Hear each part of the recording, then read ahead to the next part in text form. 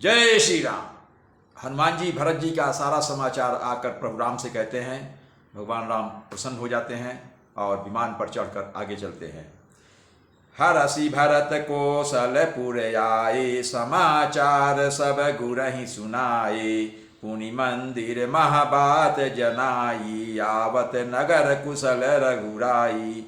इधर भरत जी भी हर्षित होकर अयोध्यापुरी में आए और उन्होंने गुरु जी को सब समाचार सुनाया। अपने गुरु वशिष्ठ जी को सारा समाचार कह दिया और फिर राजमहल में खबर बताई कि रघुनाथ जी कुशल पूर्वक नगर को आ रहे हैं। सुनत सकल जननी उठी धाई, कही प्रभु कुशल भरत समुझाई। समाचार पुरवासिन पाए, नर अरु नारी हरसि सब धाये। खबर सुनते ही सब माताएं उठ दौड़ी। भरत जी ने प्रभु की कुशल समाचार कहकर सबको समझाया। नगर निवासियों ने यह समाचार पाया तो स्त्री और पुरुष सभी हर्षित होकर दौड़ पड़े। दधि दुर्वारोचन फल फूला, नव तुलसी दल मंगल मूला। भारी भारी हेम थार भामिनी, गावत चली सिंधुर गामिनी। श्री राम जी के स्वागत के लिए दही, दूब, गोरोचन, फल फूल और मंगल के मूल, नवीन तुलसी दल आदि वस्तुएं सोने के थालों में भर भर कर हथनी की सी चाल वाली सौभाग्यवती स्त्रियां उन्हें लेकर गाती हुई चली। अर्थात सब आनंद से झूम उठे और सब भगवान की आरती उतारने के लिए थाल को सजाकर आगे बढ़ी। जे जैसे ही तैसे ही उठी धावहीं, बाल वृद्ध कहाँ संग न लावहीं। एक ये गण कहाँ बूझई भाई, तुम देखे दयाल रघुराई। जो जैसे है अर्थात जिस भी अवस्था में वैसे ही उठकर दौड़ पड़ते हैं। देर हो जाने के डर से बालकों और बूढ़ों को कोई साथ नहीं लाते, एक दूसरे से पूछते हैं भाई तुमने दयालु श्री रघुनाथ जी को देखा। सब जैसे है वैसे चल पड़ते हैं। बच्चों को नहीं पूछते, मतलब के बाद टाइम नहीं है, इतनी जल्दी में है, उसने जल्दी से भगवान का दर्शन करें। बूढ़ों को भी, क्योंकि वो स्लो चलेंगे। बच्चों का ध्यान नहीं देते, सब स्त्री पुरुष सब चल देते हैं। अवधपुरी प्रभु आवत जानी, भई सकल शोभा कै खानी। बहाई सुहावन त्रिविध समीरा, भई सरजू अति निर्मल नीरा। प्रभु को आते जानकर अवधपुरी संपूर्ण शोभाओं की खान हो गई।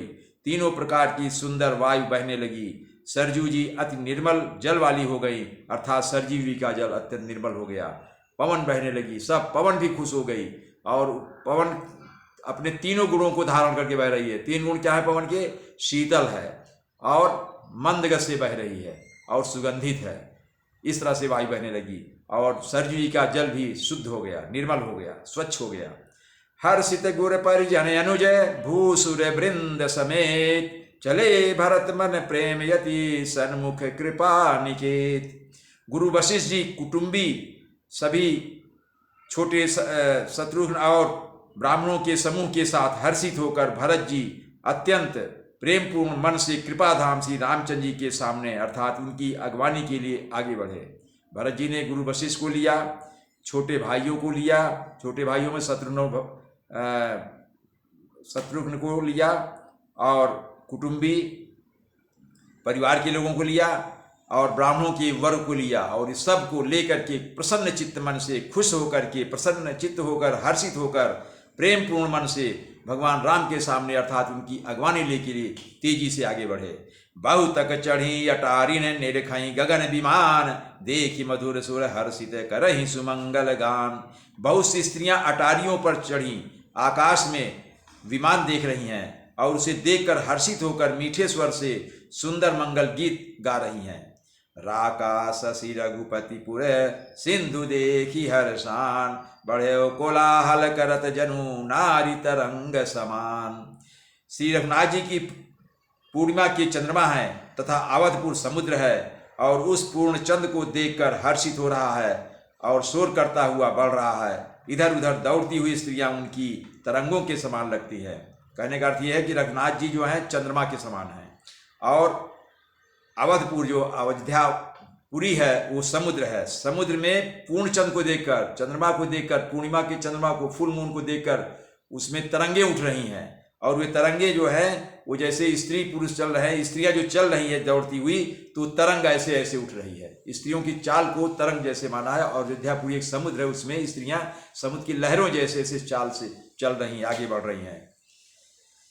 यहाँ भानुकुल कमल दिवाकर, कपिन दिखावत नगर मनोहर, सुनु कपीस अंगद लंकेशा, पावन पुरी रुचिर यह देशा। और यहाँ विमान पर से सूर्य कुल रूपी कमल के प्रफुल्लित करने वाले सूर्य श्री राम जी वानरों को मनोहर नगर दिखला रहे हैं। यानी भगवान राम सूर्य कुल रूपी कमल के प्रफुल्लित करने वाले सूर्य, भगवान राम सूर्य हैं, और उनके आने से जो अयोध्या में जो कमल के रूप में है वो खिल गया। वो वानरों को, जो उनके साथ अंगद, हनुमान, नील, नल और विभीषण सब हैं, हनुमान जी इन सबको नगर दिखला रहे हैं।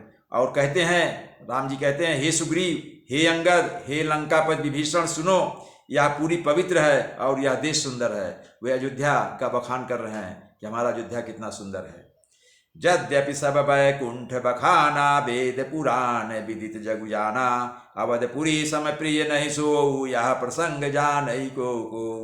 भगवान राम कहते हैं, यद्यपि सबने बैकुंठ की बड़ाई की कि बैकुंठ के अलावा स्वर्ग से सुंदर कुछ नहीं है, कोई लोक नहीं है, ऐसा वेद पुराण में प्रसिद्ध है और जगत जानता है, परंतु अवधपुरी के समान मुझे वह भी नहीं प्रिय। भगवान राम कहते हैं, मुझे अवधपुरी के समान, अयोध्या के समान मुझे बैकुंठ भी नहीं प्रिय है। यह बात कोई कोई बिरले ही जानते हैं, ऐसा भगवान राम कहते हैं। इस बात को सब नहीं जानते हैं, बिरले ही लोग, बहुत कम लोग जानते हैं। जन्मभूमि मम पुरी सुहावनी, उत्तर दिशि बह सरजू पावनी, जाम जनते बिनहि प्रयासा, मम समीप नर पावहि बासा।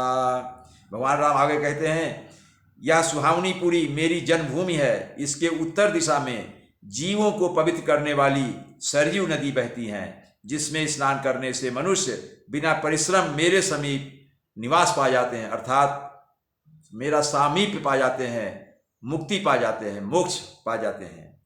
अति प्रिय मोहि यहाँ के बासी, मम धाम दापुरी सुख राशि, हर से सब कपि सुनी प्रभु बानी, धन्य यवद जो राम बखानी। और आगे कहते हैं रामचंद्र जी, यहाँ के निवासी मुझे बहुत ही प्रिय हैं। यह पूरी सुख की राशि है, मेरे परम धाम को देने वाली है, अर्थात जो यहाँ निवास करता है, जो यहाँ जन्म लिया है, वो मेरे परम धाम को प्राप्त होता है। प्रभु की वाणी सुनकर सब वानर हर्षित हो गए और कहने लगे, जिस अवध की स्वयं श्री राम जी ने बड़ाई की वह अवश्य धन्य है। वो कह रहे हैं, जब भगवान राम ही अवधपुरी की बड़ाई कर रहे हैं, बड़प्पन कह रहे हैं, इसकी महिमा बता रहे हैं, तो वास्तव में धन्य है। आवत देखि लोग सब कृपा सिंधु भगवान, नगर निकट प्रभु प्रेर्यो उतर्यो भूमि विमान। कृपा सागर भगवान श्री रामचंद्र जी ने सब लोगों को आते देखा, अर्थात अयोध्या वासियों को अपनी ओर दौड़ते हुए देखा, आते हुए देखा, तो प्रभु ने विमान को नगर के समीप उतरने की प्रेरणा दी। विमान से कहा, बस यहीं रुक जाओ, उतरो नीचे। तब वह पृथ्वी पर उतरा, विमान नीचे उतर गया। उतरी कहो प्रभु पुष्प कहीं, तुम कुबेर पह जाओ, प्रेरित राम चले उसो हरसु बिरहुवती ताहु। विमान से उतरकर प्रभु ने पुष्पक विमान से कहा कि हे पुष्पक विमान, तुम अब कुबेर के पास चले जाओ, तुम अपने मालिक के पास चले जाओ। श्री राम जी की प्रेरणा से वह चला, अपने स्वामी के पास जाने का उस विमान को हर्ष है, और प्रभु श्री रामचंद्र जी से अलग होने का अत्यंत दुख भी है। वो उसको खुशी इस बात की है कि वो अपने प्रभु, अपने मालिक कुबेर के पास जा रहा है भगवान के आदेश के आधार पर। लेकिन दुख इस बात का कि भगवान का साथ छूट रहा है, जिनको यहाँ तक लाया भगवान कह रहे जाओ। जय श्री राम।